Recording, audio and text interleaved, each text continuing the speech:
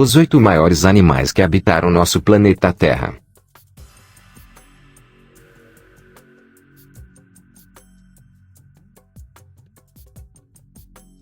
Número 7. Megatério. Megatherium foi um dos maiores mamíferos terrestres conhecidos, pesando mais de 3 toneladas e medindo mais de 6 metros de comprimento da cabeça à cauda. É a maior das preguiças terrestres conhecidas, com um tamanho comparável ao dos elefantes de hoje.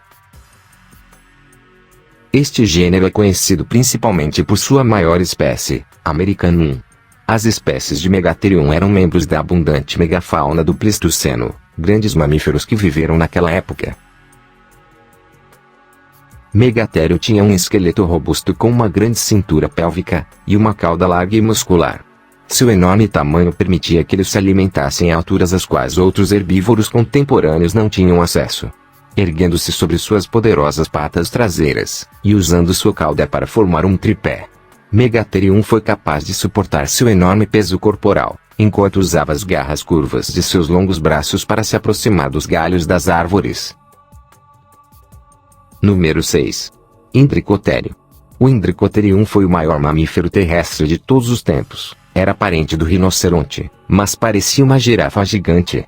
Poucos restos fósseis deste animal foram encontrados, incluindo um esqueleto completo, o que indica um tamanho grande e um pescoço longo como o da girafa, que junto com seu grande tamanho tinha acesso à copa das árvores, embora outros herbívoros tenham outras mídias.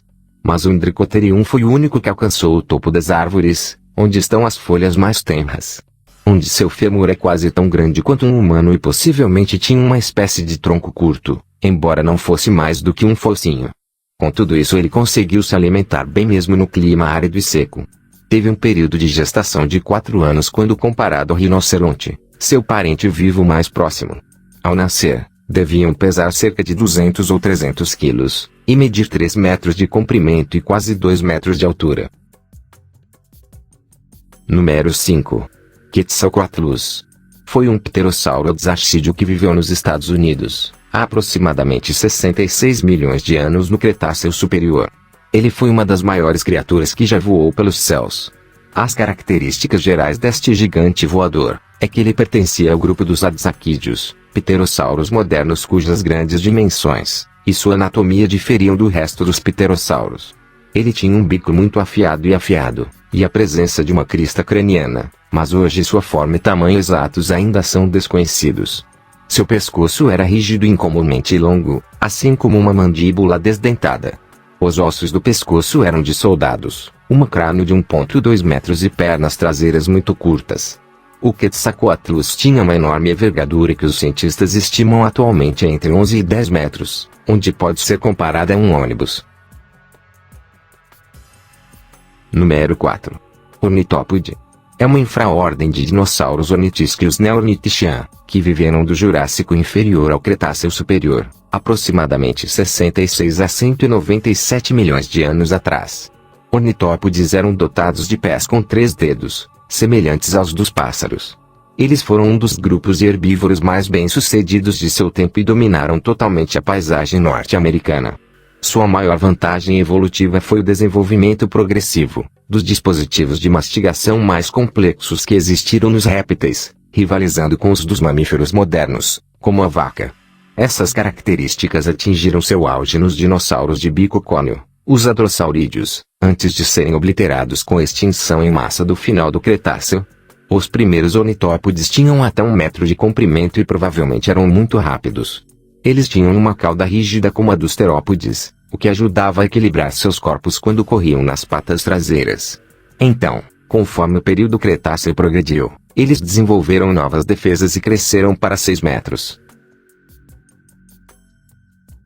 Número 3. Leopleurodon. O Leopleurodon foi um pleossauro que viveu no período Jurássico, há aproximadamente 160 a 150 milhões de anos, nos mares da Europa. Ele foi considerado um dos superpredadores da época. Ele tinha uma cauda curta, como a maioria dos pleossauros e plesiosauros, e não tinha o formato da babatana caudal de um ictiosauro como o Ophthalmosaurus, do qual se alimentava. Ele possuía 4 aletas formadas a partir das 4 extremidades. Estas aletas podiam ser utilizadas de forma independente para mudar de rumo, ou todas juntas para obter maior velocidade, visto que poderia atingir uma velocidade máxima de 45 km por hora. Esses animais se alimentavam de presas tão variadas quanto peixes, tartarugas, ictiossauros, tubarões, plesiosauros e até pterossauros, e alguns dinossauros desavisados que se aproximavam da superfície do mar. Era ovovíparo porque era um animal grande que saía do mar, pesava 4,5 toneladas, então quando saísse do mar se afogava. Esses animais tinham narinas muito pequenas para seu tamanho, indicando que possivelmente respiravam pela boca. Número 2. Mosasaurus. É um gênero representado por uma única espécie de Elasmosaurídeo plesiosaurídeo, que viveu no Cretáceo Superior, entre 80 e 69 milhões de anos atrás, onde hoje é a Nova Zelândia. Era o maior plesiosauro e, de fato, o maior réptil marinho que existia nas águas da Nova Zelândia. O Mosasaurus era notável por ter um dos pescoços mais longos, em número de vértebras, dos plesiosauros. O Mosasaurus era bastante longo, chegando a atingir 20 metros de comprimento.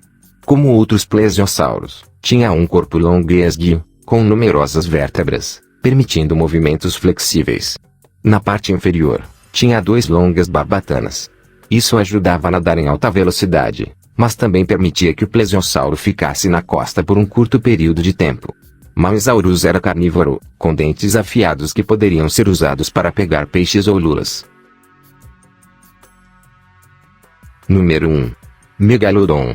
O megalodon, também conhecido como megalodon, é uma espécie extinta de tubarões, que se estima ter habitado a Terra durante o período Cenozoico, final do Oligoceno e início do Pleistoceno.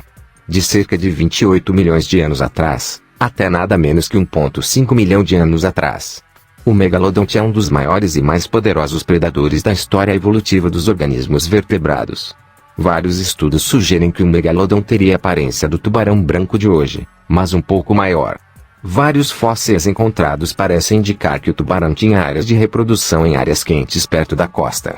Ao pensar em um análogo, o tubarão branco é uma das espécies atuais que mais se assemelha a ele, embora a falta de fósseis bem preservados tenha obrigado os paleontólogos responsáveis pela reconstrução do organismo a se referir à morfologia do tubarão branco para assim obter reconstruções e tamanhos aproximados.